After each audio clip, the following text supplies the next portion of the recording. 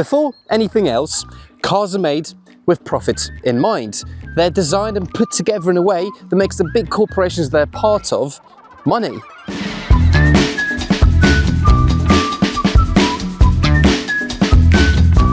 But sometimes, and only sometimes, something totally different will slip through the net.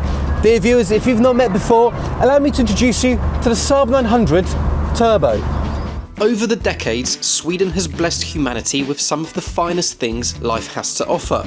IKEA, the meatball, ABBA, and many, many beautiful human beings. But none of those things come close to being the global icon that was, and still is today, Saab. Recognised around the globe for its thorough engineering-led ethos, Saab was a manufacturer that put form and function ahead of finance, with its products marking their place on the global automotive platform for being objects of not just purpose, but also design. Of the entire Saab back catalogue, which isn't that big for reasons we'll get onto later, it was this model that we're in today, the 900 Turbo, that played the biggest role in getting this vigilant badge on the bonnet of our Saab the reputation it has today. So, was the 900 a straightforward product?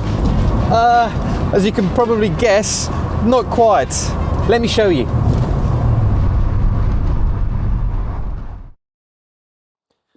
The 900 is odd, but it is meticulously thought out from top to bottom. If you were to ask your internet browser for what qualifies as good design, it'll give you a list of words long enough to make its own dictionary, which still wouldn't be as long as the instruction manual for this car. Let's start off with the most basic of tasks, opening the bonnet. So we've just spent 20 minutes trying to figure out how to actually open this bonnet because it's not as simple as I thought, and the owner's gone for a walk with his dog. But the internet has told me that if I pull it here, like you would expect to do so in a car, then there's a lever here, even though you put it towards you, like this. Haha. Right, so the bonnet opens this way. And this is like so, in case you have a build-up of snow on your bonnet during the cold Swedish wintry months, so when you do pop the bonnet, the snow doesn't pile onto the windscreen, instead it falls onto the floor. And with that open, you now reveal this absolute madhousery here. The 900 Turbo is powered by a 2-litre 4-cylinder engine with, you guessed it, a turbo slapped onto it, making, we think, 175 brake horsepower. Now, this number seems to change depending on where you are and who you ask, but to me it feels like 175, so we'll go with that. That isn't the weird bit though. The engine in this car is literally backwards, with the flywheel and a chain-driven gearbox at the front of the engine, which also happens to be the sump for the engine. Yes, the engine and gearbox in our Saab 900 Turbo share the same oil supply, which, yes, also means the belt and pulleys are in the arse end of nowhere, hugging the dashboard, being difficult to reach. Oh, and the whole thing is slanted at a 45-degree angle, obviously. Now, the logic behind all of these design choices here is to allow space for matching length drive shafts for the front-wheel drive system, with the idea being that this would help reduce torque steer in the corners. So, with all of that in mind, how does it drive? Well, you can quickly forget about any handling characteristics because it doesn't have any. It's a floppy old convertible. It does feel like the front end and the rear end isn't really connected together, and that's because, well, it isn't. It's missing that important bit of metal that goes over your head that connects the two ends together. Personally, I haven't driven the coupe, so I can't really comment on that, but I'm happy to look over any of those minor inconveniences because the rest of the car is anything but inconvenient. Take the ignition keyhole thing, for example. It lives down here by the gear stick. An odd position, but it's one with purpose. And this is like so, in case you get into an accident in your lovely Saab 900 Turbo, you don't end up kneeing a metal protruding object that usually lives here by the steering wheel column. Safety was a key concern with the Saab, if you pardon the pun. It was an ideology pillar for its design, which impacted not only the way it looked, but the way you drove it. Take the windscreen, for example. it's curved. It's like this so you don't go flying through it in case you stack it into a tree. It's really clever actually, and awfully expensive. There's more, of course. This steering rack here is collapsible, so it will not eat your legs in a front end shunt. Neither will the engine, because that's designed to fold underneath you. Because this one is a convertible, it has a fabric roof.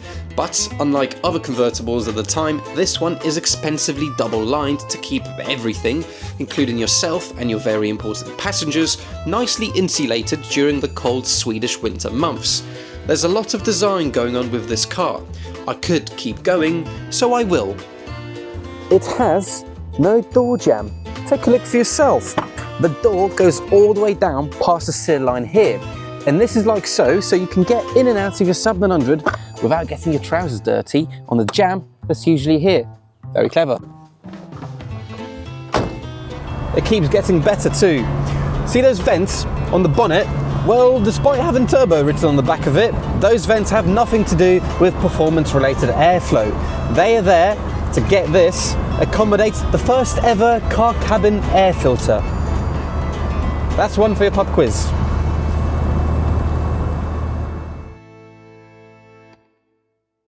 Speaking of that turbo though, it's worth touching on the point that Saab were the pioneers of turbocharging technology. The early 900 turbos were some of the first cars available for mainstream mass market purchase with a little turbo snail bolted onto the engine. Saab managed to make the technology reliable and practical, using it to boost fuel economy more so than performance. Right, I'll show you how laggy this boost is, right? Let me try and not crunch this. We did it. All right, I'm doing 20, put my foot down. There it is. It's so laggy. There is a 3-day service level agreement between your right foot hitting the accelerator and the turbo spooling up and actually doing anything.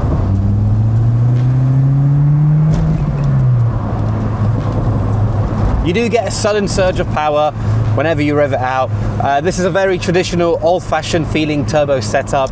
Nothing down low, super laggy. The moment you rev it out, it shoots you forwards and you get a bootload of torque kicking you in the back. It's quite addictive. It's pretty fun.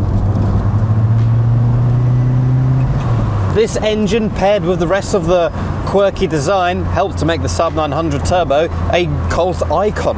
Between 1978 and 1994, Saab sold 900,000 900s, of which a whole quarter of which was this turbo model. I'll get to this corner again. I love it, it's great fun.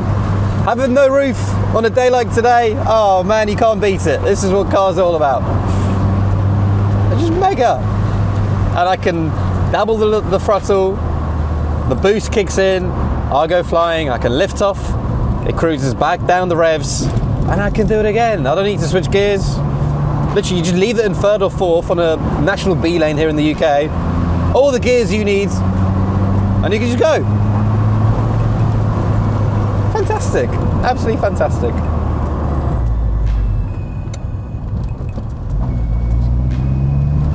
And every time I catch somebody up, I get to switch down gear and do it all over again. Mega, mega.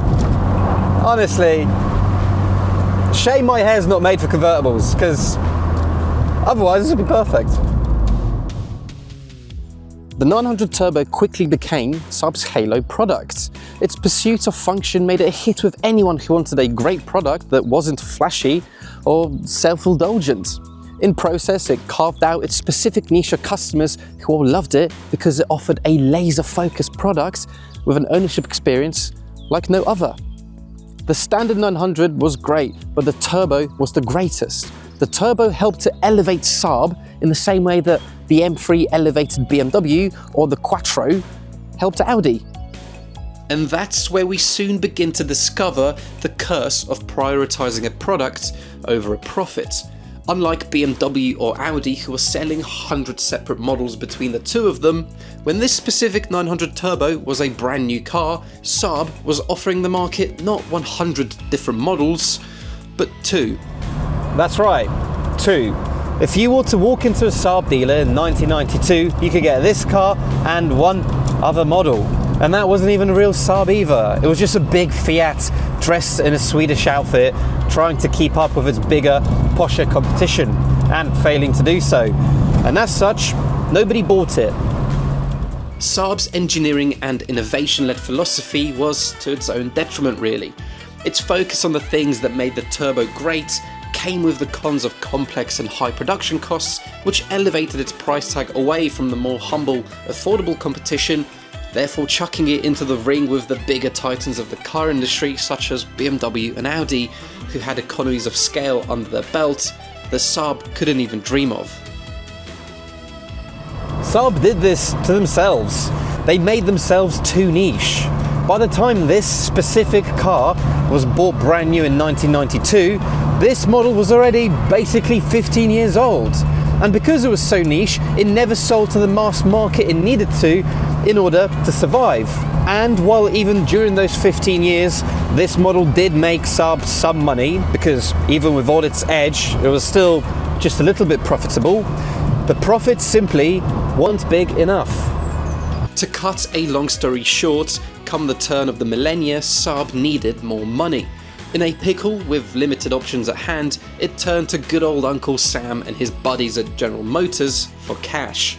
GM bought Saab in 2000, after which it soon proceeded to force feed their newest Swedish acquisition nothing but hamburgers, turning our cult icon into a blobby, charmless version of its former self, becoming nothing more than just another car you'd walk past in the street. In an effort to be somewhat good at my job here on the internet, talking about cars, I keep a little mental checklist of things in terms of driving dynamics that I like to mention in the scripts that I write before I present and film these films. And that checklist usually involves pedal feel, braking feel, steering feel, all the senses that you react to as a driver when you're presented with a new car. And I've been meaning to kind of deep dive into that off the cuff here. But to be honest with you, I feel like that's a bit of a pointless exercise, because this car is not a car that you should measure off of things like the steering feel, the pedal feel, because it's not the point of this car. The point of this car is to be interesting, quirky, niche, and well put together, which it is. Pedal feel is vague. Steering is vague. I mean, this car's got a beautiful aftermarket steering wheel, but it's a bit on the piss. Also, it's a little bit slippery, so I don't really want to get too hands-on with it. And like I mentioned earlier, because it's a convertible, it's all a little bit floppy. It's like I'm sitting on a plate of jelly. Tasty jelly, but it's jelly nevertheless. But I still like it. I like it a lot. This car makes me smile. I got a big grin on my face. I was a little bit stressed out earlier trying to nail the piece to camera as I was filming with Matt, because I was frankly rubbish at them. But then he's gone to sort out the barbecue with Sam, the cool guy who owns this car, and I'm left on my own, driving through the countryside. The roof's down, I got fresh air in my lungs, the road is twisty, I got a boosty engine to keep me entertained. Oh, it's just fun. It's just fun. Shout out to Saab for making fun, good cars before they were bought out by GM and then got fed a load of hamburgers. It's usually how things end up with GM. Loads and loads of fucking hamburgers.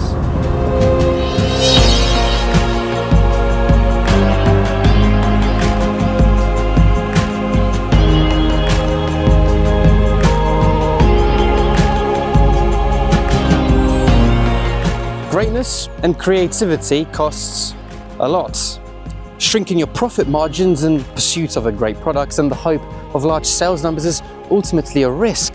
And while the final outcome is interesting and stunning, the numbers never added up for Saab. They chased greatness, and while today we get to enjoy their amazing cars, we all know what happened to them in the end. Thank you so much for watching. If you've enjoyed this film, feel free to check out our other videos on the right-hand side of your screen. We've also just unlocked channel membership, so you can now become a channel member. And further than that, we also have a web store full of goods for you to buy and enjoy. candyshowroom.co.uk/shop. Thanks again for watching, take care, and I'll see you in the next film.